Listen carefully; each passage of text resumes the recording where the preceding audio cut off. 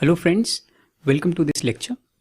So in this lecture we will be discussing about the BeetleBlocks and we will start our coding with BeetleBlocks. You have to first type BeetleBlocks in Google and the very first result that you will get is BeetleBlocks Visual Code for 3D Design. Just click on it and open it.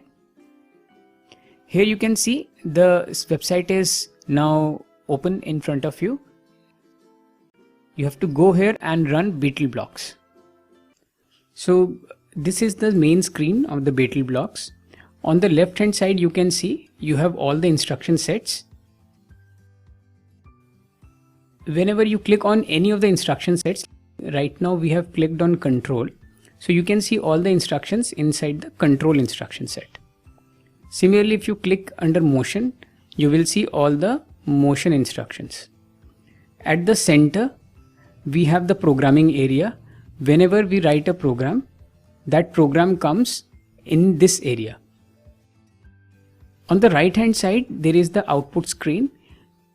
Whatever program we are doing, we will be able to see the output of the program on this screen. You can see there is a beetle and this beetle moves as per the program we have written. You can put off this beetle also. There is a checkbox where you can click and put it off. Then there is another checkbox where you can put off the axis and then the grid also can be put off.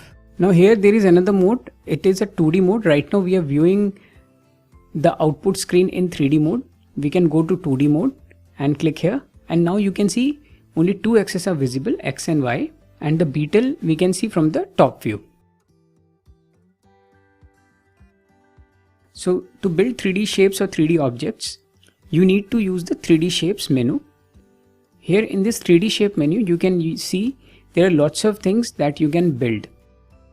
So what we will do is we will start with the cube and we will just bring this instruction here and we will click on this instruction. And you can see a very small cube is built.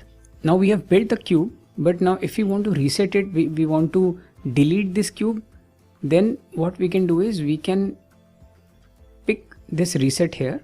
So from the control, we can pick the reset and we can click on the reset. So you can see this cube is now gone.